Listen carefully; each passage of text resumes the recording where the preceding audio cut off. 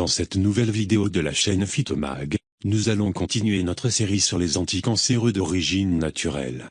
Nous allons voir des arbres de la famille des Taxacées généralement nommés IF.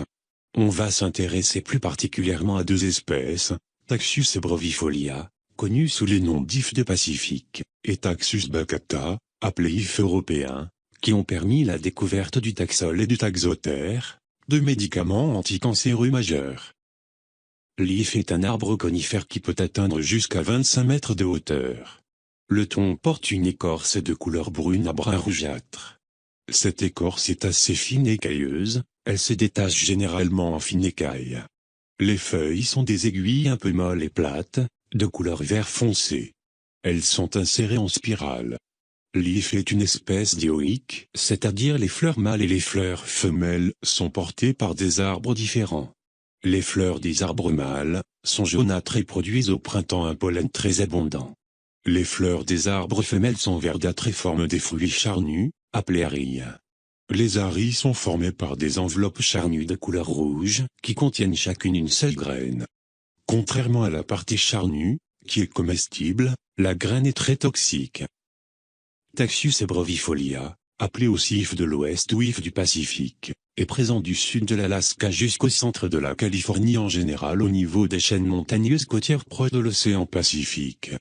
Taxus baccata, appelé aussi IF européen ou IF abeille, se trouve en Europe, en Proche-Orient et certaines régions du nord de l'Afrique.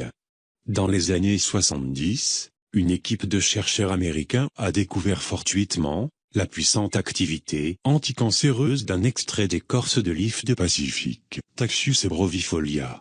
Ils ont réussi à isoler le composé responsable de cette activité, à savoir le taxol, dont l'ADC est aujourd'hui devenu paclitaxel. Le taxol possède un noyau tricyclique, de type diterpène, qui présente une squelette à 20 carbone, c'est le noyau taxane. Ce noyau porte au niveau du carbone 10, un groupement acétylé au niveau du carbone 13, par le biais d'une fonction ester, une chaîne latérale azotée terminée par une fonction amide. Il faut savoir que la présence du cyclohexétane, qui est un cycle tétragonal oxygéné, ainsi que la chaîne latérale avec de carbone asymétrique avec la bonne configuration, sont indispensables pour avoir l'activité anticancéreuse. Malheureusement, l'extraction d'une quantité suffisante de taxol fut laborieuse. Pour obtenir 1 gramme de taxol, il faut utiliser 10 kg d'écorce sèche. La présence de taxol en faible quantité, et surtout sa présence dans une partie de la plante dont l'arrachage entraînait la mort de l'arbre, a posé très vite un double problème. Un problème d'approvisionnement du corps médical, pour soigner les malades, et un problème écologique, car on arrivait à une disparition rapide de l'espèce, sachant que seuls les arbres matures, âgés de plus de 100 ans, sont exploitables. En France, professeur Pierre Potier et ses collaborateurs de l'Institut de chimie des substances naturelles du CNRS s'intéressèrent, en 1980, à l'IF européen, Taxus baccata. Ils ont mis en évidence la présence du taxol dans son écorce. Mais, ils ont surtout réussi à extraire des feuilles une molécule proche du taxol, l'adidésacétylbacatine 3, qui présente la même structure macrocyclique que le taxol, mais dont la chaîne latérale est absente. Cette molécule a servi de matière première pour la synthèse de taxol, et surtout de son principal dérivé, le taxotère connu sous les noms de docétaxel. Le taxotère n'est pas un composé naturel. En effet, il n'est peut-être obtenu que par hémisynthèse chimique. Par rapport au taxol, le groupement hydroxyle en position 10 du taxotère n'est pas acétylé.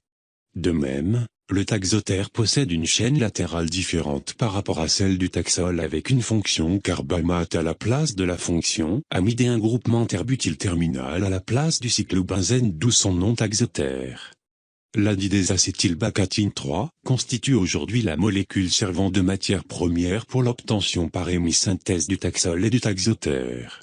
Elle est présente dans les feuilles en quantité 10 fois plus importante que le taxol dans les écorces. De plus, la récolte des feuilles, contrairement à celle de l'écorce, ne nuit pas à l'arbre, et elle est renouvelable. Grâce au test tubuline, on a pu mettre en évidence le mécanisme d'action aujourd'hui encore unique du taxol et du taxotère. Contrairement aux poisons du fuseau tels que les 20K-alcaloïdes, qui s'opposent à la polymérisation des microtubules en tubulines, les dérivés du taxol agissent de façon tout à fait opposée, puisqu'ils inhibent la dépolymérisation des microtubules, pour donner les tubulines de départ. Pour cela on les appelle préférentiellement stabilisants du fuseau. Le paclitaxel a été mis sur le marché en 1993 sous le nom de spécialité Taxol. Elle est indiquée seule ou en association, dans le cancer du sein métastatique en deuxième intention, dans le cancer de l'ovaire en traitement de première et deuxième intention, et enfin dans le cancer bronchique non à petites cellules avancées. La prise de paclitaxel peut provoquer des réactions d'hypersensibilité sévères, parfois fatales. Il présente aussi une toxicité hématologique par myélodépression et une neurotoxicité, principalement des neuropathies périphériques.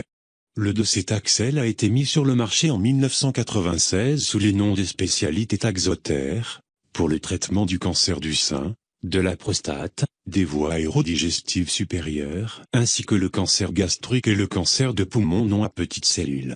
Il présente les mêmes effets indésirables que le Taxol avec la survenue des réactions d'hypersensibilité et une toxicité hématologique et neurologique. Merci pour votre attention.